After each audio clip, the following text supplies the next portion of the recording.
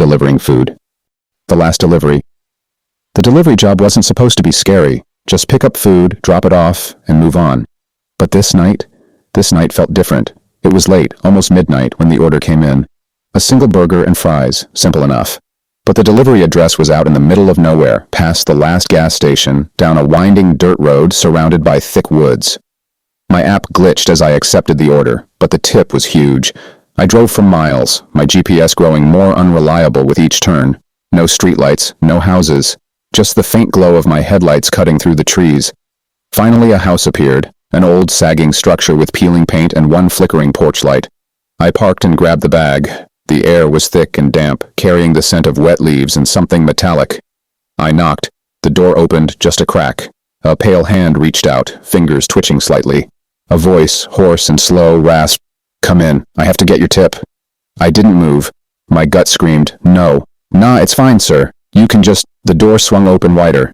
The man standing there was tall and thin, his face gaunt, eyes sunken into dark pits. Behind him the house was almost entirely dark, except for a dim light coming from a doorway leading downstairs. He smiled, lips too stretched, teeth too yellow. "You should come in, it's cold out." Something wasn't right, my heart pounded. "No worries, you can add the tip on the app."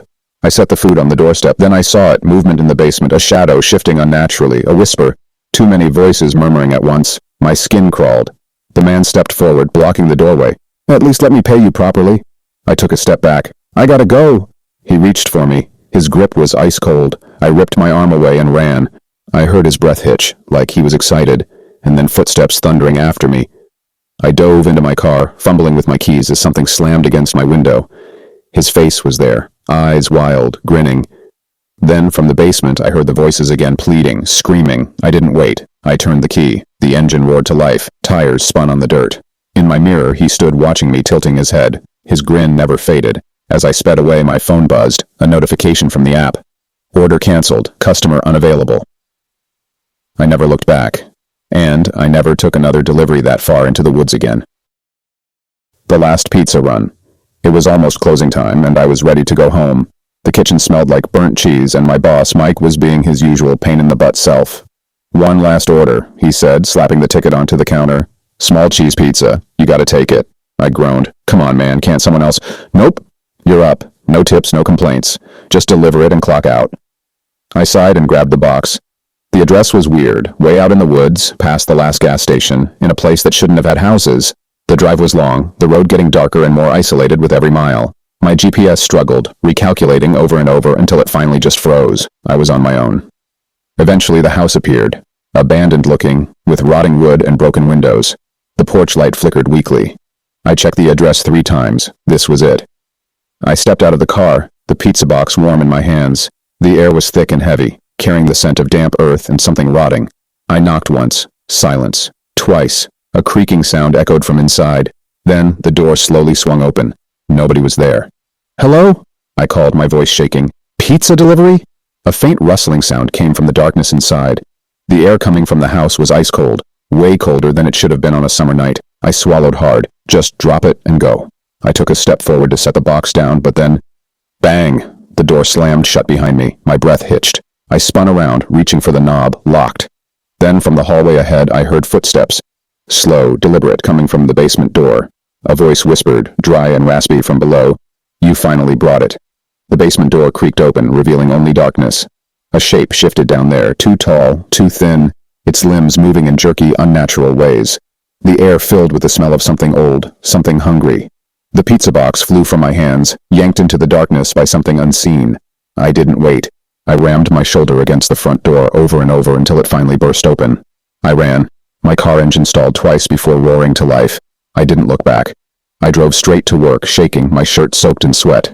I stormed inside, ready to tell Mike I quit, but when I got there, he looked at me, confused. "You done already?" he asked. "That order got canceled." I turned pale. "What?" He pointed at the screen. The order was never placed, and yet the house was there. The pizza was gone. And in the morning, when I checked my car, there was a single slice of cheese pizza sitting on the passenger seat. Cold, moldy, and bitten. The last delivery, Chinese takeout. I needed extra cash, so I signed up for food delivery. It was supposed to be easy. Pick up the food, drop it off, and move on. But that night should have been my last. It was late when the order came in. One large bag of Chinese takeout, General Tso's, dumplings, fried rice.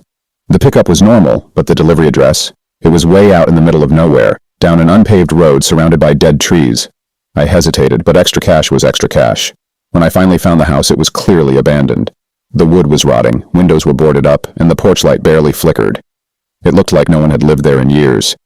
Still, I walked up the creaking steps, the bag warm in my hands. I rang the doorbell. Nothing. Then, from inside, a voice, frail, whispery. "Come in. The tip is in the upstairs room." Chills ran down my spine. I didn't want to go in, but the wind howled behind me, making the trees groan like they were alive. I hesitated, then pushed the door open.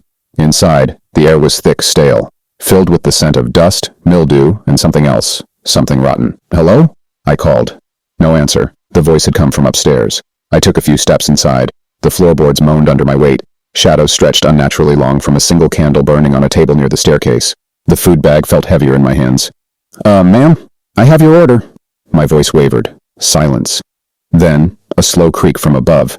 Something moved upstairs. I should have left. I knew I should have left. But a strange pull, like invisible hands, urged me forward. I stepped onto the stairs. They sagged under my weight. At the top, the hallway was dark, except for a faint glow from the last door on the right. "The tip is inside," the voice whispered again. I swallowed hard.